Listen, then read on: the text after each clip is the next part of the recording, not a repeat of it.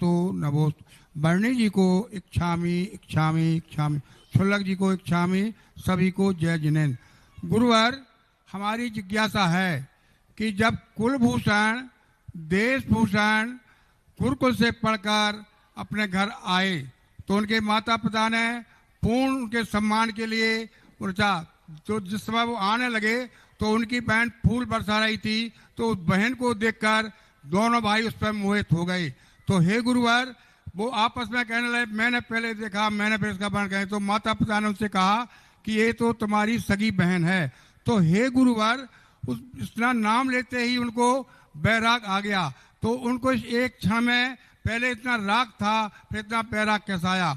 दूसरी बात ये कि जो इन्होंने भाव बांधे हैं वो कर्म इन्होंने कब काटे होंगे। और हे गुरुवर, इन्होंने ये पूर्व का कोई संस्कार था इनकी बहन से या अभी के से मोहित हुए। हे गुरुवर, का समाधान क्या है? नभोस्तु नभोस्तु नभोस्तु। पहली बात तो जो कम में सूरा सो धम में सूरा, उनमें राग की तीव्रता थी इतनी, पलट जाए तो इतनी वीतरागता की है। गंदा आदमी जितना गंदा होता है, यदि वो पलट जाए तो वो उतना ही अच्छा हो सकता है, बहुत अच्छा हो सकता है। आज तक किसी ने क्षण मात्र में केवल ज्ञान प्राप्त नहीं किया, दीक्षा लेते ही केवल भरत चक्रवर्ती आदि का आता है। लेकिन अंजन चोर इतना बड़ा डाकू था, लेकिन जिस दिन उसका परिणाम बनला, 1 घंटे में ध्यान करके परमार्थ को प्राप्त हो गया। तो जो राग की सीमा थी, भूल थी, प्रमाद था, अतीत भवों का कोई ना कोई चारित्र मोहिनी कर्म का उदय आया और या उनके प्रमाद की भूल हुई। लेकिन एक क्षण के बाद उनका वैराग्य कैसा हुआ कि सारा जगत उनको रोकता रहा और ऐसे ध्यान में बैठे, ऐसी दीक्षा ली कि उसी भव में कुंथलगिरी से मोक्ष को प्राप्त हो गए। आप पूर्व भव में उनका क्या परिणाम था ये तो नहीं कह सकते हैं, लेकिन उनकी क्षमता ऐसी थी कि वो दोनों तरफ अपना रूप धारण कर लिए। घटनाएं कहलाती हैं, ये आकस्मिक घटनाएं कहलाती हैं। आकस्मिक कोई ऐसी घटना घट जाती है, कोई एक्सीडेंट करता नहीं है, एक्सीडेंट हो जाता है, ये एक्सीडेंटल केस कहलाते हैं। ऐसा मानना चाहिए। बात है कि जैसे कोई आत्महत्या कर ले तो उसकी पत्नी अपने मायके कितने दिन तक नहीं जा सकती है। लोग कहते हैं 6 महीना नहीं जाना चाहिए। वैसे मंदिर का तो है पूजन का कि 6 महीने तक उसको धो सकता है, लेकिन लोग व्यवहार में वो कब अपने मायके जा सकती है? तुम पुरुष प्रधान लोगों ने स्त्रियों को तो ऐसे समझ रखा है जैसे कि उसके क्या कहें, 17 कानून उस ऊपर लागू कर देते हो। और पत्नी मर जाए तो है?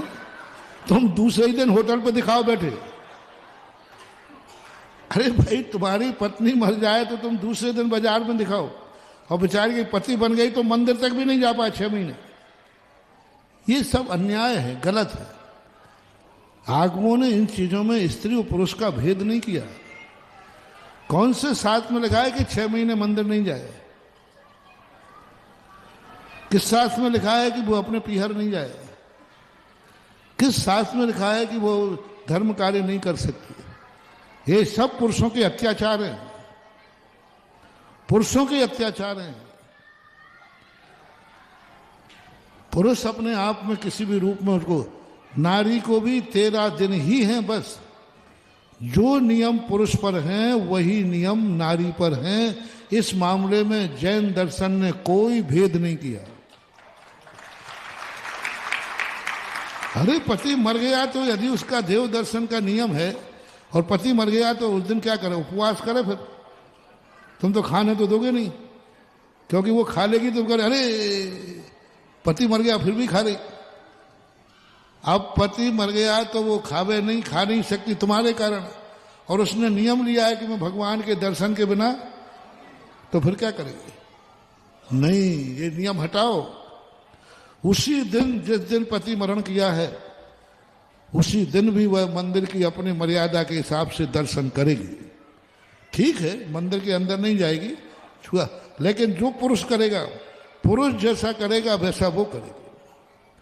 मंदिर के बराबर वो दर्शन करने जाएगी। मेरे सामने एक घटना घटी, राजस्थान में था मैं, यही स्थिति बनी। उसने कभी जिंदगी में बिना दर्शन के भोजन पानी नहीं किया। जो व्यवस्थाएं हैं वो अलग है, अशुद्धि वगैरह की। अब पति मर गया तो उन्होंने कहा नहीं मैं तो पानी भी नहीं पीऊंगी। बोले कितने दिन? बोले जितने दिन आप लोग मंदिर नहीं जाने दोगे तो नहीं पिएंगे। तो समाज तो 6 महीने तुम्हारे जैसा प्रश्न आ जाए तो बोला 6 महीने में तो बेचारी। मैंने उसी दिन कहा कि नहीं, इसी समय उसको मंदिर लाओ और भगवान के दर्शन कराओ और उसको भोजन पानी जो उसकी इच्छा हो, कमी खाएगी ऐसे, दुखी तो वो भी है, लेकिन ये नहीं होना चाहिए। सबके लिए बराबर नियम। 6 महीने का कोई भी नियम नहीं है। रिश्तेदारी में पीहर जाने में कोई बाधा नहीं है। अरे ऐसी घटना घट गई कि अब वहाँ कोई रहने वाला ही नहीं बचा, तो कहाँ जाएगी बेचारी? पीहर जाएगी? नहीं, कोई कानून नहीं, कोई नियम नहीं। ये नियम रूढ़िवादिता है, ये नारी जीवन का शोषण है और ये परंपराएं खत्म होना चाहिए।